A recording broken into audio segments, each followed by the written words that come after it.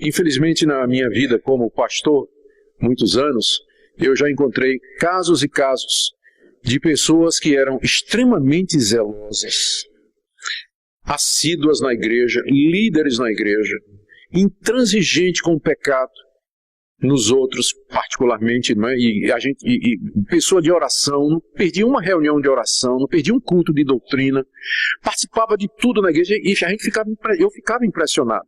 Começando num caso em particular aqui, impressionado com a religiosidade, a espiritualidade daquela pessoa, até descobrir que ele vinha traindo a mulher já por 2 anos. Tem pessoa que parece justo diante dos homens, exemplo de membro de igreja, mas às vezes é capa mesmo. Parece justo diante dos homens, mas o coração está cheio de hipocrisia e de iniquidade. Mateus 23 foi pronunciado, o sermão que Jesus pronunciou contra os líderes religiosos da sua época, na última semana da sua vida terrena aqui em Jerusalém. Já de longa data ele estava em conflito, era um conflito rampante que vinha crescendo com os fariseus e escribas, e agora culmina nessa denúncia pública, nessa condenação pública de Jesus no templo contra os fariseus e os escribas. Esse sermão aparece também em Lucas 11, de forma resumida. E tem muita coisa aqui no capítulo 23 de Mateus que Jesus disse em outras ocasiões, que você vai encontrar no Evangelho. Mas Mateus 23 é um bom resumo do que Jesus falou. Quando eu estou fazendo essa comparação entre os fariseus que Jesus condenou e os cristãos, eu estou bem consciente de que eu não quero ser injusto. Quem é crente não pode ser comparado a um fariseu, porque os fariseus eles não eram, no sentido cristão, convertidos. Então, há um sentido em que a gente não pode forçar essa comparação. Mas tem coisas na religião dos fariseus e dos escribas que são idênticas à religiosidade dos evangélicos. Por isso nós precisamos fazer essa comparação. Meu alvo é que nós nos examinemos para que vivamos o cristianismo puro e simples. Esse sempre é o alvo da igreja cristã. Deixa eu fazer algumas observações introdutórias antes de nós entrarmos no texto. Primeiro, o ser humano é religioso por natureza. Foi criado à imagem e semelhança de Deus e ele sempre tem uma religião, ainda que seja o ateísmo. Mas todo ser humano é religioso. Ele não tem como fugir disso, faz parte da natureza dele. Segunda observação é que mesmo uma pessoa que não é nascida de novo, ela não é regenerada, ela não conhece a Deus de verdade, ela é capaz de orar, de cantar, de dar ofertas, fazer sacrifícios, ir a uma igreja, cantar num coral, ser um pregador e não ser salvo, e não ser crente de verdade. O ser humano, porque é religioso, ele é capaz de fazer esses atos religiosos que não procedem necessariamente de um coração que foi regenerado. Adquira agora. Link na descrição do vídeo.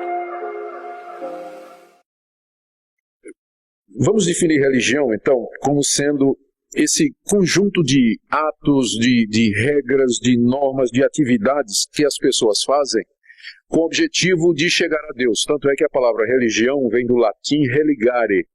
A ideia é religar a pessoa com Deus. E como é que nós nos religamos a Deus?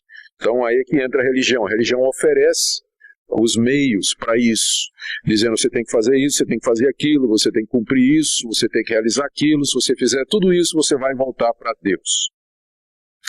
Então aqui, quando falar de religião, eu estou usando religião nesse sentido, como sendo esse conjunto de condições, de normas, de atividades que são feitas em nome de Deus, mas que não foram ordenadas por Deus, e que no fim acabam desviando as pessoas da verdadeira religião, que é o cristianismo bíblico.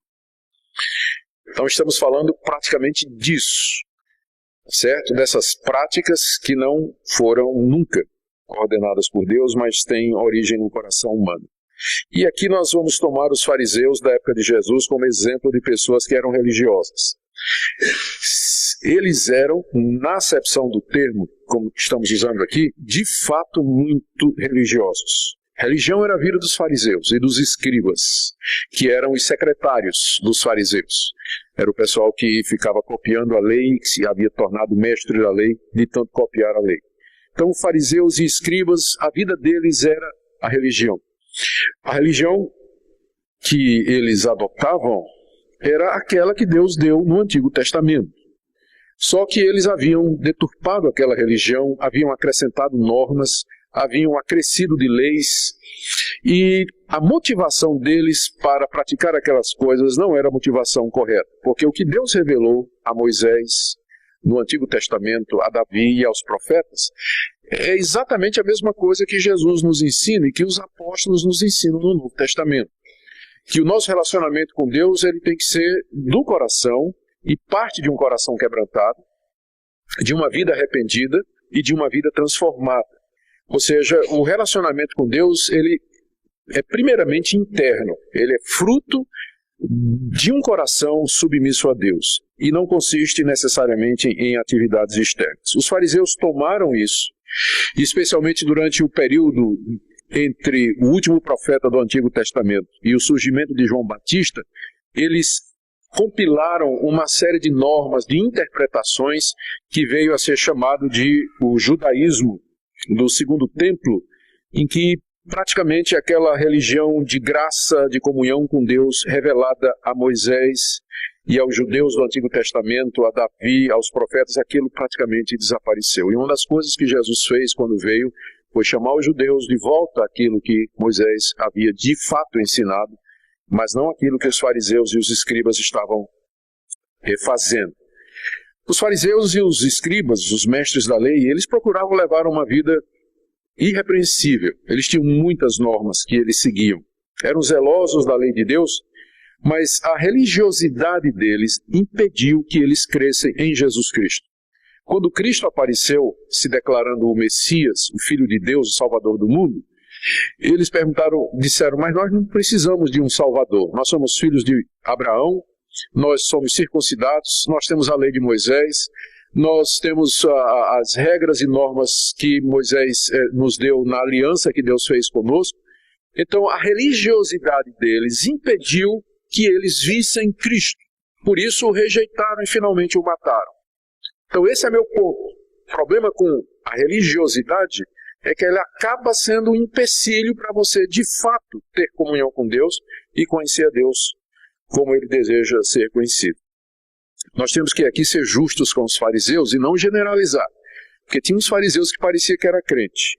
Um deles, eu tenho a honra de ter o nome dele, era Nicodemos. Certo? Então, Nicodemos foi de noite ter com Jesus e estava interessado em conhecer a Cristo, e o Evangelho nos diz que no final da vida ele era um daqueles que criam. No final do ministério de Jesus, ele era um daqueles que criam lá no Sinédrio. Outro fariseu que parece ter entendido a verdade foi José de Arimateia, que também é mencionado nos evangelhos. Então, eu não quero generalizar dizendo que todos os fariseus eram dessa forma, mas pelo menos a maioria deles e a impressão que nós temos deles nos evangelhos é de que isso era quase que generalizado com essas poucas exceções. O que Jesus condenou ou censurou nos fariseus então, e que se constitui em religiosidade, em religião? Primeiro, a hipocrisia, versos 1, 2 e 3. Falou Jesus às multidões e aos discípulos. Na cadeira de Moisés se assentaram os escribas e os fariseus. Fazei e guardai, pois, tudo quanto eles vos disserem. Porém, não os imiteis nas suas obras, porque dizem e não fazem. A primeira censura de Jesus aos fariseus e à religiosidade é o que nós chamamos aqui de hipocrisia. Os fariseus eram ortodoxos, sabiam de cor o discurso conservador, e a ponto de Jesus dizer: façam e guardem tudo o que eles dizem. Porque eles eram zelosos da lei, eram estudiosos da lei, sabiam o que Moisés tinha dito. Eles tinham sentado na cadeira de Moisés, ou seja, eles pretendiam ser discípulos de Moisés, ensinando a verdade de Deus ao povo. Mas, disse Jesus, não os imitem nas suas obras, porque eles dizem e não fazem. Então, o religioso, nós já podemos dizer aqui, é alguém que se preocupa com a exatidão doutrinária, com a exatidão didática da teologia dos pormenores da lei, mas ele não vive aquilo que ele ensina. Há uma diferença entre aquilo que ele ensina e aquilo que ele pratica. O religioso é assim, ele está muito preocupado com a questão teológica, a questão doutrinária da sua seita, ou da sua religião, da sua denominação, os pontos que definem a sua igreja, mas a vida dele não acompanha. Se você for prestar atenção, ele diz, mas ele não pratica. Segunda coisa que Jesus critica nos fariseus é a criação de normas e regras que Deus não mandou. Verso 4. Atam fardos pesados e difíceis de carregar e os põem sobre os ombros dos homens, entretanto eles mesmos nem com o dedo querem movê-los. Os fariseus haviam criado, além das regras que Moisés já tinha dado, os fariseus criaram mais leis ainda. Criaram mais regras ainda. Mais condições para o povo, que Jesus chama aqui de fardos pesados e difíceis de carregar. E usando da autoridade que eles tinham, porque eles eram os líderes da religião, eles colocavam sobre os ombros dos homens esses fardos. Ou seja, obrigavam as pessoas a fazer coisas que Deus nunca pediu que eles tinham feito. Então o religioso é alguém que vai além da Bíblia e cria normas e regras que Deus nunca mandou. Tipo assim, corte de cabelo, tamanho da calça. É o que a gente chama geralmente de legalismo. Mas eu usei alguns exemplos mais conhecidos, mas tem outros. Dentro do meio evangélico tem muita religiosidade, muita norma que Deus nunca mandou. Coisa que Deus nunca insistiu, nunca pediu ao seu povo. Mas líderes religiosos, usando da autoridade, criam essas normas e colocam como um fardo em cima das pessoas. Isso acaba sendo um tropeço para muita gente. Já encontrei muita gente vinda de igrejas machucadas e culpadas e angustiadas porque não conseguiam cumprir o que era, no final, regras humanas. Não tinha nada a ver com o que Deus mandou. Não tinha fundamento bíblico a norma que estava angustiando essa pessoa. Terceira coisa que Jesus censurou nos escribas e fariseus é a preocupação com os respeitos humanos. O verso 5. Praticam, porém, todas as suas obras com o fim de serem vistos dos homens, pois alargam seus filactérios e alongam as suas franjas. Vamos traduzir isso aqui. Filactério era uma caixinha de couro que tinha partes da lei que o judeu amarrava na testa e no braço. Interpretando literalmente o que está escrito no livro de Deuteronômio, quando Moisés figuradamente disse, essa é a lei do Senhor. Guarda na tua cabeça, amarra na tua testa, guarda no teu braço. O que Moisés estava dizendo é que a lei de Deus tinha que estar no nosso coração, na nossa mente, em tudo que nós fizermos. Moisés estava dizendo isso figuradamente. O fariseu entendeu literalmente, fez uma caixinha de couro, escrevia um versículo da Bíblia, amarrava na testa e amarrava aqui.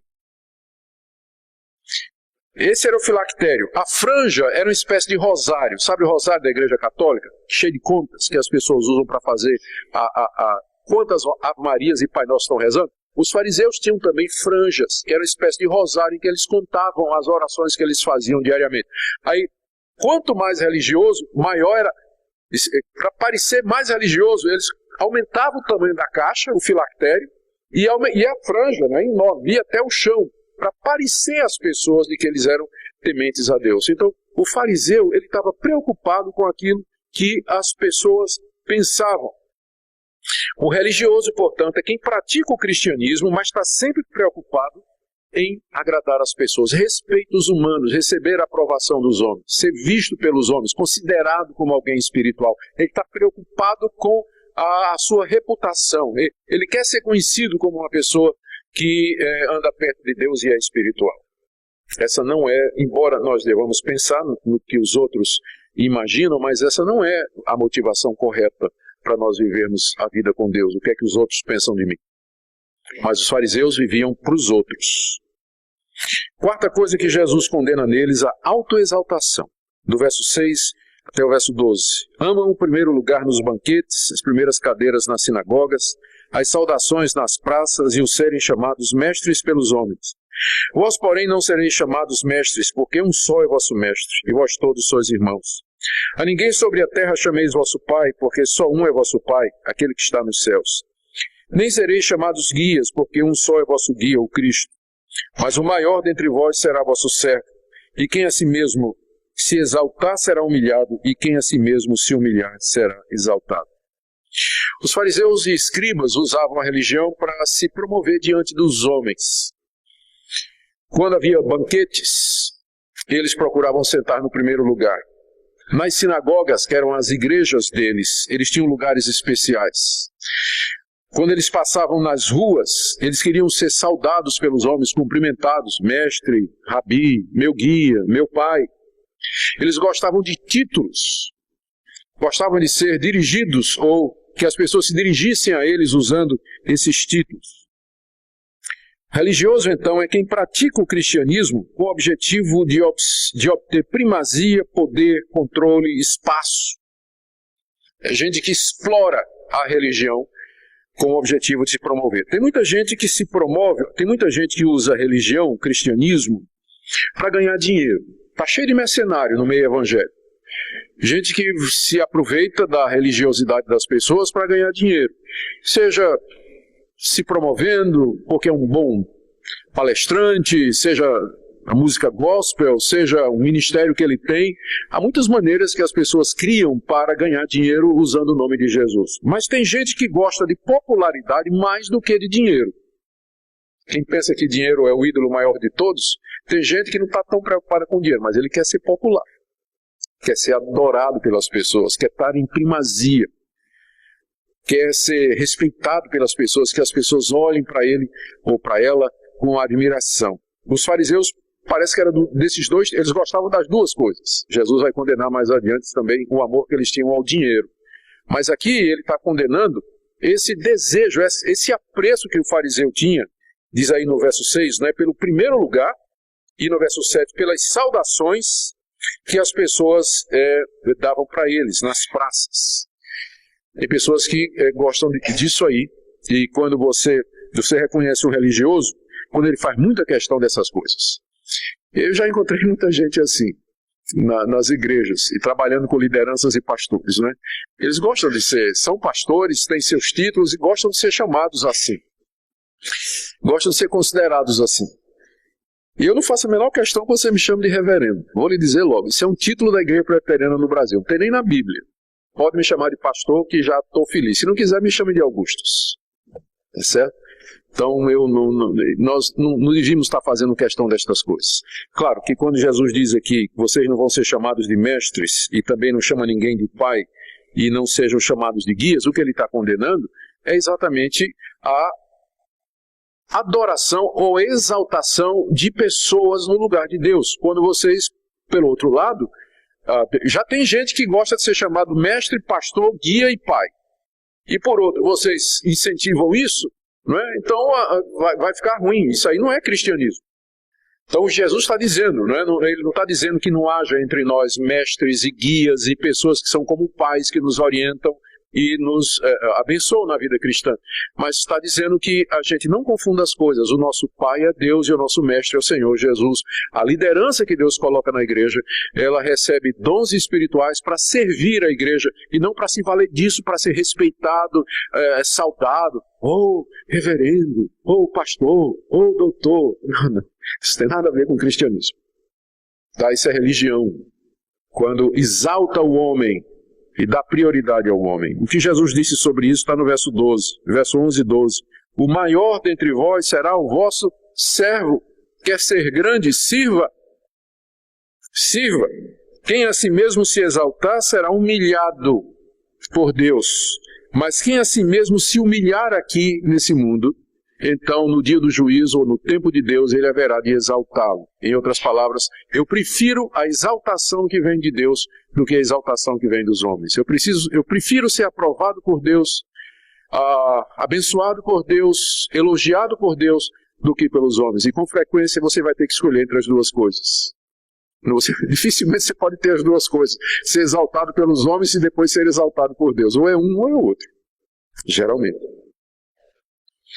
Por que Jesus condenou a religiosidade? Depois de dizer o que disse do verso 1 até o 12, Jesus aqui está falando para a multidão.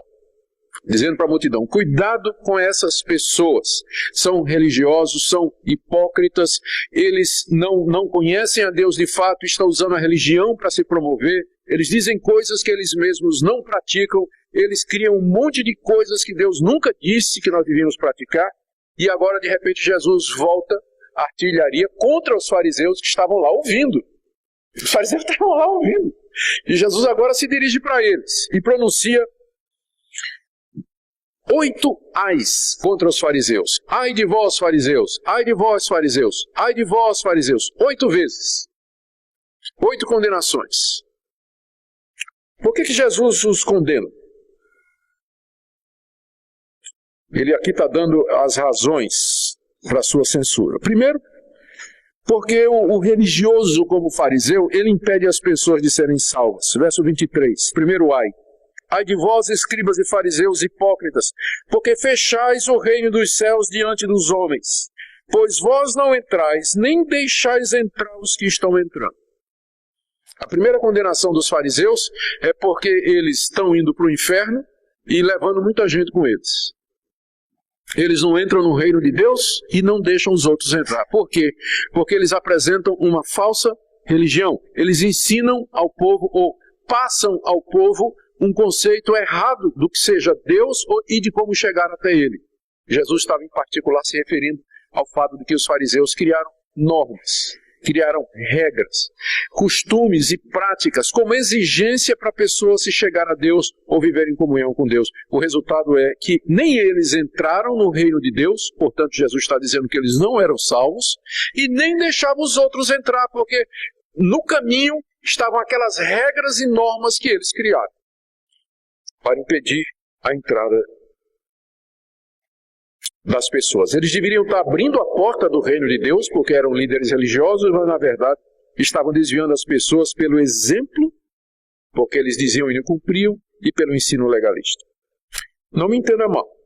Eu não estou dizendo que o cristianismo não tem regras, mas são as que foram dadas por Deus. Não adulterarás, não matarás, não dirás falso testemunho, honra teu pai e tua mãe, amarás teu próximo como a si mesmo. Claro que o cristianismo tem regras. Nós estamos falando de quando estas regras são ampliadas pelos homens e sem sanção bíblica, elas são impostas na consciência e no coração das pessoas como condição para viverem para Deus. Isso é religião.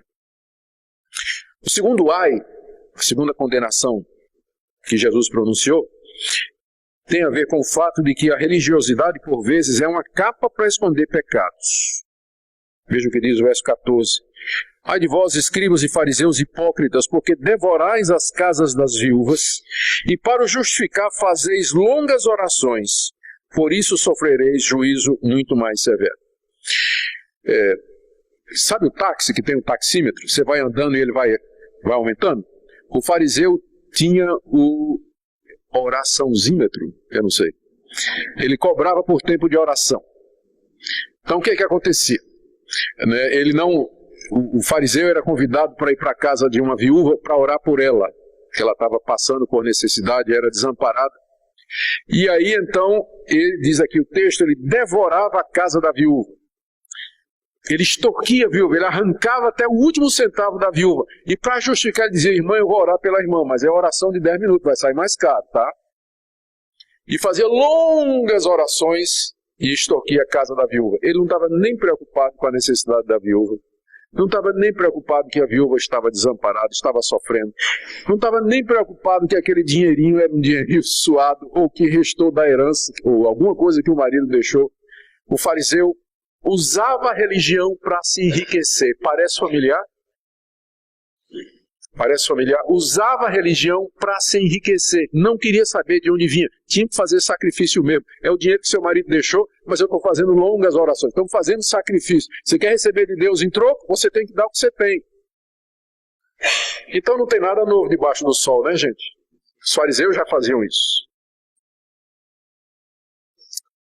Terceiro ai que Jesus pronuncia contra eles. A religiosidade acaba levando as pessoas ao inferno. No verso 15, ai de vós, escribas e fariseus hipócritas, porque rodeais o mar e a terra para fazer um prosélito, e uma vez feito, tornais filho do inferno 2 vezes mais do que vós. O prosélito era um novo convertido, geralmente um não-judeu. um simpatizante do judaísmo. Os fariseus eram muito ativos, eles tinham zelo missionário. Eles eram capazes, diz aqui Jesus, de rodear o mar e a terra para fazer um prosélito, para ganhar um novo convertido. Eles não ficavam lá parados, não. Mas eles iam de porta em porta, faziam propaganda, faziam divulgação, iam nos meios televisivos, não é? Usavam de todos os recursos que eles tinham para fazer discípulos. Porque quanto mais discípulo, mais dinheiro. Mais poder, mais gente adorando, servindo. E Jesus diz então que o resultado é que quando os escribas e fariseus faziam prosélito, eles ficavam filho do inferno 2 vezes mais do que os fariseus. Os fariseus já eram filhos do inferno, no sentido de que eles estavam condenados e destinados ao inferno. E filho de quem está indo para o inferno, filho espiritual de quem está indo para o inferno, é filho do inferno 2 vezes, né? Então, imagine você ser discípulo de um fariseu naquela época. Você estava perdido mesmo, um prosélito de um fariseu. A situação era terrível. E Jesus os condena por isso. Porque em vez de levar as pessoas a Deus, eles eram ativos em trazer os gentios à circuncisão, praticar a lei de Moisés de maneira legalista e com isso no final afastava aquelas pessoas de Deus. Porque é isso que a religião faz, a religiosidade faz. Ela no final afasta as pessoas de Deus, enquanto que as pessoas pensam que estão fazendo alguma coisa para Deus, mas na verdade elas estão muito longe de Deus. A quarta condenação de Jesus está em 2 ais, do verso 16 até o verso 24. O problema da religiosidade é que ela foca no que é secundário e acaba esquecendo o que é mais importante. Vamos ler aqui do verso 16 até o verso 22, que é o próximo ai, é o 4º ai. Ai de vós, guias cegos, que dizeis, quem jurar pelo santuário, isso é nada, mas se alguém jurar pelo ouro do santuário, fica obrigado pelo que jurou. Insensatos e cegos, qual é maior, o ouro ou o santuário que santifica o ouro? E dizeis, quem jurar pelo altar, isso é nada. Quem, porém, jurar pela oferta que está sobre o altar, fica obrigado pelo que jurou. Cegos, pois qual é maior, a oferta ou o altar que santifica a oferta? Portanto, quem jurar pelo altar, jura por ele e por tudo que sobre ele está. E quem jurar pelo santuário, jura por ele e por aquele que nele habita. E quem jurar pelo céu, jura pelo trono de Deus e por aquele que no trono está sentado. É preciso alguma explicação aqui para a gente entender o que Jesus está dizendo. Na religiosidade da sua época, a religião na época de Jesus exigia que os judeus trouxessem ofertas ao altar. E aquelas ofertas eram trazidas sobre o altar que era feito de ouro. E eram oferecidas a Deus como sacrifícios pelos pecados ou como expressão da gratidão do ofertante. Os escribas e fariseus, os líderes religiosos, eles diziam que aquilo que era colocado sobre o altar, primeiro o ouro que revestia o altar e a oferta que era colocada ali, tinha mais importância do que o próprio santuário onde estava o altar, ou do que o próprio altar onde aquela oferta era colocada.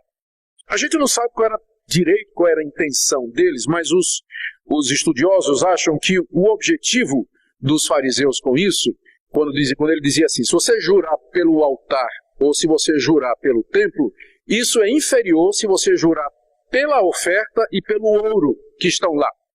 Isso aí era uma maneira do fariseu obrigar o ofertante a trazer ofertas de ouro. Ou trazer pelo menos ofertas, porque estas coisas, elas como que obrigavam, tinham mais valor do que o próprio santuário e o próprio altar. Ou seja, era mais um truque, era mais uma norma, porque Deus nunca disse isso no Antigo Testamento. Isso aqui é uma norma deles, é um exemplo de uma das coisas que eles faziam. É uma manipulação da lei de Moisés para fazer com que, com isso, as ofertas trazidas fossem mais frequentes, que as pessoas tivessem um respeito pelas ofertas e quisessem trazer mais ofertas lá para o templo. Era uma maneira de ganhar mais dinheiro, por assim dizer. E Jesus diz para eles, vocês são cegos mesmo, porque o que é maior? É o ouro ou o altar? O que é maior? É o altar, a oferta, aliás, é o altar ou o templo onde o altar está presente? A oferta ou o altar sobre o qual a oferta é depositada? O ponto de Jesus aqui é que ao fazer estas regras, com intenção escusa e errada, eles estavam perdendo de vista o que era mais importante na religião que Deus havia revelado no Antigo Testamento. O templo era o local da habitação de Deus. E o altar era o local onde era feito o sacrifício pela expiação. Tudo isso era simbólico e apontava para a pessoa de Jesus Cristo. Ao utilizar isso com norminhas e regrinhas que no fim acabavam beneficiando financeiramente a liderança, eles tiravam o foco daquilo que Deus tinha ensinado, da razão do templo, da razão do altar, que eram tipos de Cristo. Ai de vocês. Jesus condena então a religião por conta disso. E gente, a aplicação é muito clara para nós, não é? A aplicação é muito clara para nós. O religioso é alguém que vai focar nos detalhes e ele vai perder de vista o todo. Qual é a razão de nós sermos igreja? Por que nós estamos aqui? O que significa cristianismo? Os grandes pontos, a intenção, a vontade de Deus. A gente acaba, às vezes, transformando o cristianismo em regrinhas e detalhezinhos e coisinhas que nós temos que fazer e perdemos de vista o que é mais importante. O próximo ai também diz isso e vai nessa direção. Quando ele diz aqui no verso 23, ai de vós, escribas e fariseus hipócritas, porque dais o dízimo da hortelã, do endro e do cominho, e tendes negligenciado os preceitos mais importantes da lei, a justiça, a misericórdia e a fé. Devias, porém, fazer estas coisas sem omitir aquelas, guias cegos que coais o mosquito e engolis o camelo. O fariseu era capaz de dar o dízimo do coentro que ele plantava no quintal da casa dele. Ele via o coentro crescendo, ele media 10%, tirava aquilo ali, colocava numa vasilha e levava para dar no templo. 10% do coentro, da arruda, o que mais que ele fala? Do endro, da hortelã, do cominho. São legumezinhos, são especiarias, são temperos, né, que podem crescer no quintal da gente. O ponto de Jesus é que eles estavam preocupados em dar o dízimo daquela coisa, talvez já tinha discussão a respeito daquilo, enquanto isso eles estavam esquecendo, olha, os preceitos mais importantes da lei. Não é que o dízimo era um preceito da lei para o judeu, mas tinha outros preceitos que eram mais importantes do que o dízimo, como, por exemplo, praticar a justiça, ser verdadeiro, praticar a justiça, praticar a misericórdia com os necessitados, e viver uma vida de fé em Deus. A lei era sobre isso. A lei de Moisés, ela falava destas coisas. Você praticar a justiça, praticar a misericórdia e confiar em Deus e viver para Deus. Os fariseus tinham transformado tudo isso numa religião de picuinha. E aí, ó, no verso 24, guias cegos porque eles não enxergavam mais a verdade. Já tinham perdido de vista o que era de fato que Deus tinha revelado. Guias cegos que coais o mosquito e engolis o camelo. O mosquito é um inseto bem pequenininho, né? Mas na lei de Moisés ele era considerado imundo. Se o mosquito tocasse em você, você tocasse no mosquito, você era considerado imundo. Você tinha que passar por um processo de purificação. Então, para se proteger dos mosquitos, o fariseu cobria o copo, a panela, né? Cobria tudo que ele podia com um coador, um pano. E quando ele ia beber, ele botava de fato um coador, né? Tinha a prática de coar todos os alimentos, tudo que era líquido, para não deixar o mosquito morto passar, porque se passasse o mosquito morto, ele estava impuro. Então ele coava o mosquito, né? Um bichinho pequenininho. Mas engolia um camelo. O camelo é maior que um cavalo, né? Não é que ele engolia literalmente, não é? Mas no sentido de que ele se preocupava com detalhes que não deixava passar, mas deixava passar coisas grandes. A injustiça, a imoralidade, a desonestidade, a falta de confiança em Deus, aquelas coisas mais importantes da lei que Moisés se refere, eles deixavam passar aquilo tudo. Mas os detalhezinhos de coar um mosquito eles faziam. É isso que é a religião. E como ela de fato pode nos separar de Deus. A quinta condenação de Jesus é que a religião se preocupa com o externo e esquece o interior. Ai de vós, escribas e fariseus hipócritas, verso 25. Porque limpais o exterior do copo e do prato, mas estes por dentro estão cheios de rapina e intemperança. Fariseu cego, limpa primeiro o interior do copo, para que também o seu exterior fique limpo. E o próximo ai também é o mesmo ponto. Ai de vós, escribas e fariseus hipócritas, porque sois semelhantes aos sepulcros caiados, que por fora se mostram belos, mas interiormente estão cheios de ossos de mortos e de toda imundície. Assim também vós exteriormente pareceis justos aos homens, mas por dentro estáis cheios de hipocrisia e de iniquidade. Jesus condena aqui os fariseus, porque eles pareciam justos aos homens. Filactério, franja, longas orações, sentados na cadeira de Moisés, andava na praça, mestre, rabi. Em primeiro lugar, nos banquetes, nas sinagogas, pareciam justos aos homens, impressionavam os homens pela aparência. Mas Jesus diz que no interior eles estão cheios de hipocrisia e de iniquidade. Aquilo tudo era uma capa. Dentro do coração deles era outra coisa.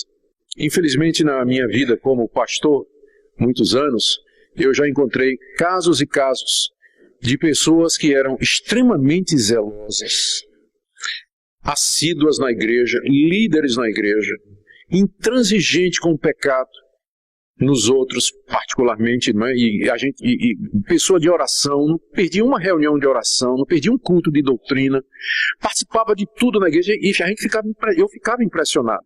Pensando num caso em particular aqui, impressionado com a religiosidade, a espiritualidade daquela pessoa, até descobrir que ele vinha traindo a mulher já por 2 anos. Tem pessoa que parece justo diante dos homens, exemplo de membro de igreja, mas às vezes é capa mesmo. Parece justo diante dos homens, mas o coração está cheio de hipocrisia e de iniquidade. Jesus usa 2 exemplos aqui. O primeiro, que está no verso 25 e 26, é o do copo. Todo mundo sabe o que é tomar vitamina de abacate num copo de cristal grande. Quando você acaba de tomar, né, tem jeito, está tudo, não vou dizer sujo, porque vitamina de abacate é uma delícia, né? Mas está a marca da vitamina dentro do copo. Agora imagina que você quer limpar aquele copo, e o que é que você faz? Você limpa só por fora. Vai ficar limpo? Não. Se você limpar por dentro, por fora ele vai ficar limpo. Vai parecer limpo, porque o problema é dentro. É isso que o fariseu não... O cristianismo consiste na limpeza interior, primeiro, do arrependimento, de perdão de pecados, purificação da iniquidade, mudança de vida, e aí o exterior vai acompanhar. A segunda comparação que Jesus faz é dos sepulcros. Os cemitérios, quando uma pessoa, geralmente as pessoas eram enterradas em cavernas, nas rochas, mas havia também a prática de você enterrar pessoas no chão, como nós temos a prática no Brasil, por exemplo. Quem já foi no cemitério sabe, tem as covas. E elas são muito bem delineadas. Elas têm uma lápide, às vezes as pessoas colocam uma cruz. Quem vai num cemitério tem cuidado quando anda, porque está claro lá a delimitação, todo mundo sabe que é uma cova. No tempo de Jesus, as covas eram caiadas. Passava cal por cima, para parecer uma coisa bonita. E uma sepultura é um exemplo disso aí. Por fora ela está caiadinha, pintadinha, está bonitinho. Mas por dentro os mortos já estão se decompondo. É a figura que Jesus diz para os fariseus, né? Vocês são semelhantes aos sepulcros caiados, que se mostram belos por fora, mas interiormente estão cheios de ossos de mortos e de toda imundícia. Imundícia aqui são os corpos em decomposição. E é chamado de imundícia porque na lei dos judeus quem tocasse num morto ficava impuro, ficava imundo. Por isso que é chamado de imundícia aqui. Essa é a segunda ilustração que Jesus usa para dizer por que ele está condenando os fariseus. Porque eles se preocupam com o exterior e esquecem o interior.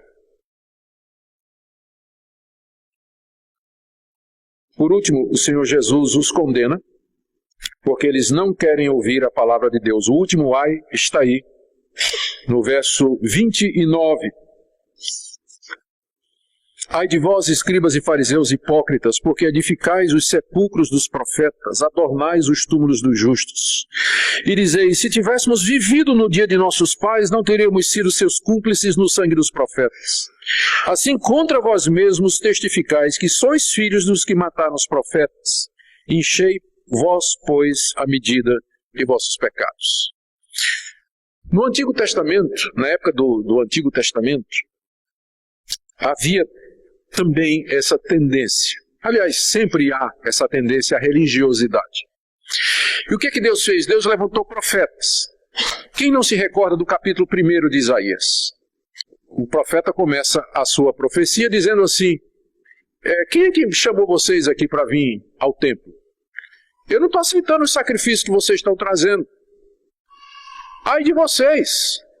Vão praticar a justiça e depois venham diante de mim. É assim que Isaías começa a sua profecia. O profeta Amós, o profeta Oséias. Todos eles dizendo aos judeus, por que vocês estão vindo ao templo trazer oferta? Por que vocês estão dando dízimo? Por que vocês estão fazendo um monte de atividade religiosa? Mas vocês não amam o próximo, vocês não estão vivendo uma vida de pureza, vocês não têm compaixão dos necessitados, vocês não praticam a justiça. Será que eu tenho tanto prazer em sangue de bicho, mais do que vocês andarem na verdade? Era isso que o profeta dizia. E o que é que o povo de Israel fez com os profetas? Matou todos, não todos, mas matou um bom número. Jesus diz aqui, do verso 29 ao verso 32. Jesus diz, vocês, falando para os fariseus, vocês são filhos daqueles que no passado mataram os profetas. É como se fosse assim, verso 29. Vocês edificam os sepulcros dos profetas e adornam túmulos dos justos. Você imagina a figura aqui que Jesus está dizendo, é que os fariseus iam lá onde estava sepultado Isaías e ficavam na frente do túmulo de Isaías e dizia, você fez bem em morrer mesmo, você está muito bem morto aí. Você está muito bem morto aí. Adornando o sepulcro dos profetas. Dizendo, se eu tivesse vivendo nos seus dias, eu teria matado você também. É claro que eles não diziam isso, né? Os fariseus diziam que se a gente tivesse vivido, verso 30, nos dias dos nossos pais, não teríamos sido cúmplices no sangue dos profetas. O fariseu dizia assim, olha, se eu tivesse vivido na época do profeta Jeremias, eu não teria concordado em pegar o profeta Jeremias e jogar num poço, porque não queria ouvir a palavra dele. Eu não teria concordado com o que o rei fez com o profeta Amós, que mandou sair de Jerusalém, expulsar da cidade. Eu não teria concordado com profetas que foram mortos. O fariseu dizia isso. Mas ele dizia, não, na verdade, você, ao dizer que você é filho daquela geração, você está se colocando como também aqueles que matam os profetas. Verso 31. Contra vocês mesmos testificais que sois filhos dos que mataram os profetas, e assim vocês enchem a medida dos vossos pais. O que Jesus está dizendo aqui é que sempre na nação de Israel houve essa rejeição à palavra de Deus, quando Deus levantava os profetas para dizer ao povo, eu não quero religiosidade, eu quero que vocês me sirvam de coração. E aqueles profetas nunca eram bem recebidos e mataram os profetas. E agora o Filho de Deus veio, Jesus veio dizendo isso. E o que é que eles vão fazer com Jesus? Eles vão fazer com Jesus a mesma coisa que os pais deles fizeram com os profetas. Vão matá-lo. E aí encheu a medida dos pecados da nação de Israel. Verso 32. Enchei vós, pois, a medida de vossos pais. Os pais começaram a encher, não é? Quer dizer, a paciência de Deus tem um limite, né? A paciência de Deus tem um limite. Eles começaram a encher, né? Vamos usar o termo, né? Enchendo a paciência de Deus, e agora eles estavam contribuindo, mas estão enchendo aquela medida. E o transbordar foi quando mataram o Filho de Deus. Aí Deus mandou o exército de Roma, no ano 66, e destruiu Jerusalém, destruiu o templo, destruiu o altar, acabou com o sistema de sacrifício até o dia de hoje. Eles estavam enchendo a medida que tinha sido começada por aquela geração que matou os profetas. Por quê? Porque a religiosidade não quer ouvir a palavra de Deus. Essa é que é a outra característica. Ela não quer se reformar. Ela não quer mudar. Tenta convencer um religioso que ele está errado. Tenta convencer para ele que aquilo que ele está praticando não é coisa de Deus. Jesus o tempo todo está dizendo, cego, cego, cego. Esse é o problema. Ele não vê mesmo. Ele não quer ouvir a palavra de Deus. Não quer ouvir. Gente, quando nós não queremos mais ouvir a palavra de Deus, quando nós não estamos abertos para nos reformar, para olhar para nós mesmos, exercer a autocrítica, examinar os nossos caminhos, nós estamos nesse caminho maldito da religiosidade, que vai nos levar a ser filhos do inferno, longe de Deus. Jesus condena aquela geração, verso 33 em diante, serpentes, raça de víboras, como escapareis da condenação do inferno? Por isso, eis que eu vos envio profetas, sábios e escribas. A uns matareis e crucificareis, a outros açoitareis nas vossas sinagogas e perseguireis de cidade em cidade, para que sobre vós recaia todo o sangue justo derramado sobre a terra, desde o sangue do justo Abel até o sangue de Zacarias, filho de Baraquias, que era um profeta, a quem mataste entre o santuário e o altar. Em verdade vos digo que todas estas coisas hão de vir sobre a presente geração. E veio mesmo, eu já me referi à destruição de Jerusalém, que aconteceu 40 anos depois que Jesus disse essas palavras aqui. Deus fez cair sobre eles o castigo por causa de todo o sangue que eles derramaram. E Cristo disse, eu vou mandar profetas para vocês, eu vou mandar sábios e escribas, e vocês vão matar uns, crucificar outros, açoitar outros nas sinagogas e perseguir de cidade em cidade. Foi exatamente isso que eles fizeram. Primeiro mataram Jesus, depois perseguiram os apóstolos de cidade em cidade, mataram Pedro, mataram Tiago, mataram Estevão, perseguiram Paulo, não mataram porque não era o tempo de Paulo morrer, mas em toda a cidade onde Paulo passava, os judeus o perseguiam, apedrejavam, expulsavam, prendiam, chicoteavam e não mataram porque não era o tempo dele. Mas eles fizeram isso com todos que Jesus mandou. Adquira agora. Link na descrição do vídeo. E isso só aumentava o pecado deles, só aumentava o pecado deles. E, gente, o que é que isso tudo tem a ver com a gente? Eu quero concluir. Eu fiz várias aplicações durante a exposição, então boa parte do que eu vou dizer aqui já foi dito, apenas lembrando. Você sabe que você está virando um religioso quando você está mais preocupado com o arranjo de flores na igreja, o lugar do coral, a roupa do pastor, do que com a pregação da palavra de Deus, em ouvir a palavra de Deus e obedecer. Você sabe que você está virando um religioso quando você se levou mais tempo se preparando diante do espelho para vir a esse culto do que se preparando para participar dele espiritualmente. Se eu pedir para levantar a mão quem fez isso, vai ser complicado aqui, né? Não quero envergonhar ninguém. Você sabe que você está virando religioso quando você não consegue aturar o erro dos outros, mas é muito tolerante com os seus e o pessoal da sua família. Mas nos outros, não. Mas em você e no pessoal da sua família, tudo bem. Você sabe que você está virando religioso quando você participa de todas as atividades da igreja, faz um monte de coisa para Deus, mas você não tem mais tempo para a sua família. Você não tem mais tempo para gastar um tempo a sós com Deus, porque ninguém está vendo. Você sabe que está virando religioso quando você é zeloso em dar dízimos e ofertas, mas trata mal seus empregados, não perdoa quem lhe ofende, não pratica misericórdia. Você sabe que está virando religioso quando sua relação com Deus é só externa, mas falta quebrantamento, arrependimento, comunhão verdadeira com Deus. Olha como Jesus termina, queridos, esse capítulo. Jerusalém, Jerusalém, que matas os profetas e apedrejas os que te foram enviados. Quantas vezes quis eu reunir os teus filhos, como a galinha junta os seus pintinhos debaixo das asas, e vós não quiseste. Eis que a vossa casa vos ficará deserta. Declaro-vos, pois, que desde agora já não me vereis, até que venhais a dizer, bendito que vem em nome do Senhor. apesar de saber que seria rejeitado por Jerusalém, que seria morto, que seus discípulos também seriam. A atitude de Jesus sobre aquela cidade, sobre o seu povo, era de compaixão. Jerusalém, Jerusalém, quantas vezes? Está falando agora como Deus. Quantas vezes? Desde o período do Antigo Testamento. Lá atrás. Quantas vezes eu quis reunir os teus filhos, como a galinha junta os pintinhos debaixo das asas. Comunhão, intimidade, verdadeiro relacionamento.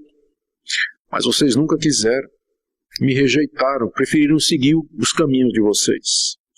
Por isso agora o castigo vem. Verso 38, vossa casa ficará deserta. Jesus está profetizando a destruição de Jerusalém.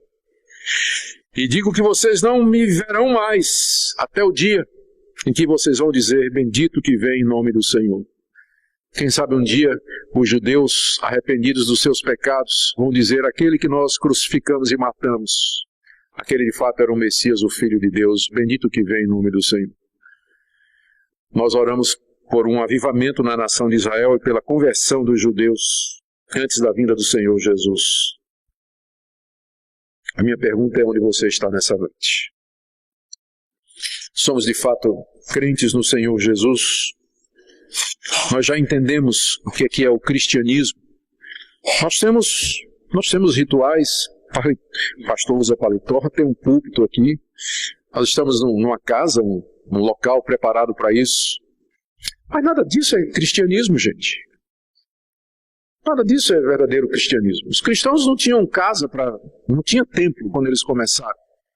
Eu duvido que Paulo tinha uma túnica que fosse diferente da roupa do povo. A roupa de Paulo era igual à roupa do povo. A gente usa paletó hoje por quê, pastor? Não sei. Mas a gente usa, né? Prática. Mas isso não é cristianismo.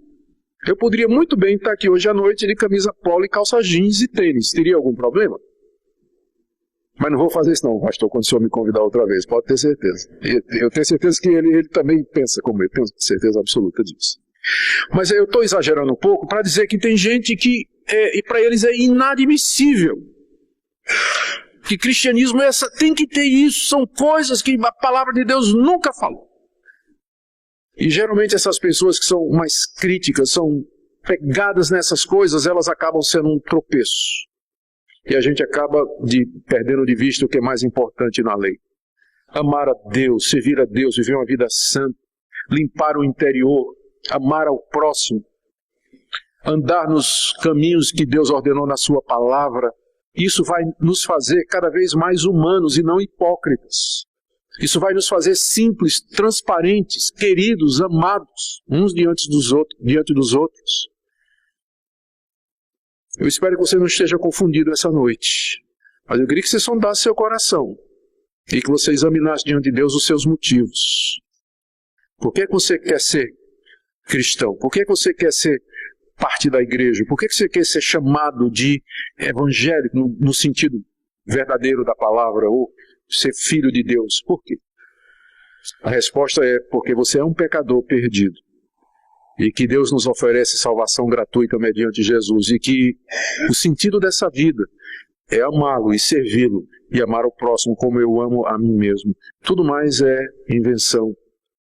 Ou tudo mais são propósitos e intenções que partem do coração humano quando a gente usa isso para se promover ou qualquer outros fins como esses que eu descrevi aqui. Que Deus use essa palavra, queridos, para nos fazer amar o Evangelho mais e mais.